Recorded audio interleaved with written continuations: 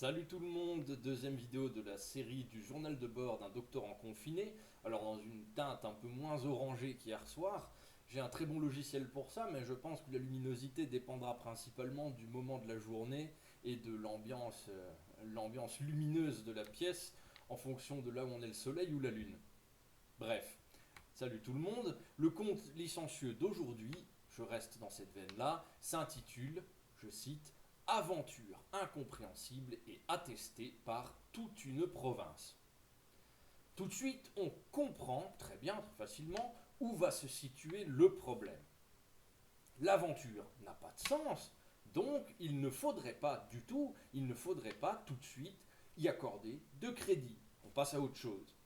Et pourtant, l'aventure est attestée, donc sa véracité confirmée par toute une province. L'histoire, nous dit Sade, figure sur les registres des communes, elle a donc une valeur administrative et historique. 150 000 personnes au total peuvent attester de son authenticité sur plusieurs générations. Faut-il croire ou non en cette histoire? Telle est la question préliminaire. Et dans un premier temps, je vais donc vous résumer les faits racontés, puisqu'il faut d'abord que je vous raconte cette histoire avant qu'on puisse évidemment statuer. Elle met en scène le baron de Vaujours. Cette fois-ci, le protagoniste a un nom. C'est évidemment un libertin, mais issu de la petite noblesse. Il a un peu d'argent, mais tout de même pas tant que ça.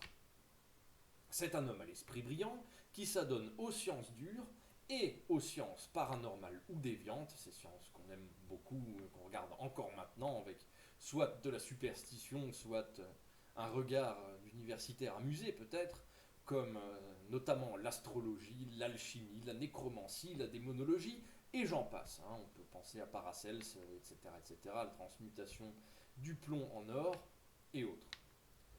Comme le baron croit aux sciences occultes, il sacrifie un enfant de 12 ans et sa propre âme au diable pour vivre dans l'opulence la plus totale.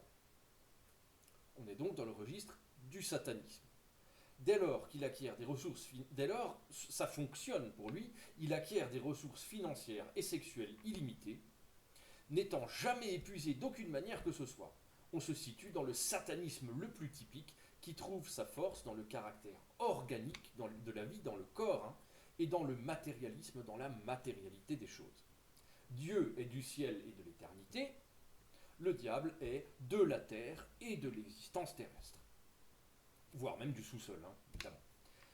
Sade fait le récit de ses débauches interminables, puis, à l'âge de 50 ans, le baron de Vaucourt se marie, mais ne rompt pas pour autant avec le comportement le plus libertin. Il a, en plus, 7 enfants de son union. Mais, le jour de ses 60 ans, le baron, qui depuis un certain temps craint de perdre ses privilèges et puis, bien sûr, son âme, parce qu'il y a, semble-t-il, là-dessus ça est assez mystérieux, assez sibyllin, puisqu'il y a, semble-t-il, un terme à ce pacte avant même son décès. Bon. Le jour de son anniversaire, de ses 60 ans, un inconnu se présente et demande à s'entretenir avec lui. L'individu semble très cultivé et les deux hommes font le tour de la propriété en philosophant. Mais les 30 paysans en train de travailler sur la propriété euh, observent leur maître en train de gesticuler et de parler tout seul, tout au long de sa discussion avec un homme invisible. Vous l'avez compris, il s'agit du diable venu réclamer son dû. Le diable lui dit qu'il ne peut prendre son âme, mais qu'il récupère ses dons, ses super pouvoirs si vous voulez, et ce que le baron de Vaucourt a de plus cher, c'est-à-dire sa famille. Il lui annonce aussi qu'il lui reste 5 ans à vivre et qu'il peut encore sauver son âme et aller vers Dieu s'il change de conduite du tout au tout. Il disparaît alors, et le baron, tout ému, rebrousse chemin et interroge les paysans qui n'ont vu que lui et qui lui annoncent que les 10 domestiques, sa femme et ses 7 enfants ont disparu.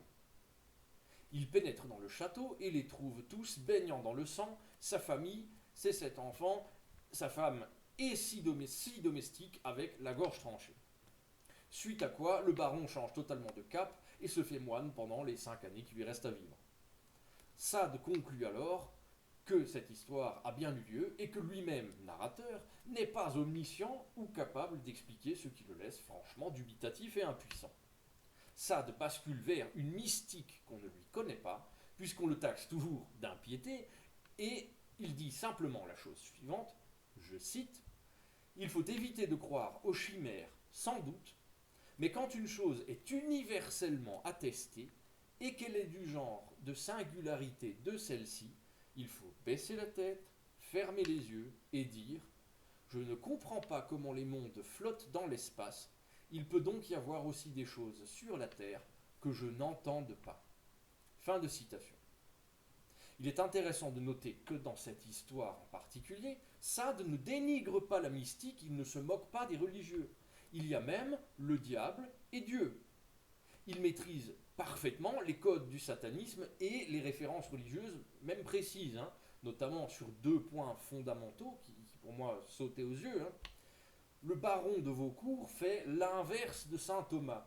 Les paysans ne voient pas à qui il parle et le prennent pour fou, tandis que lui est le seul à voir et à croire en ce qui pourtant est invisible et ne semble pas exister.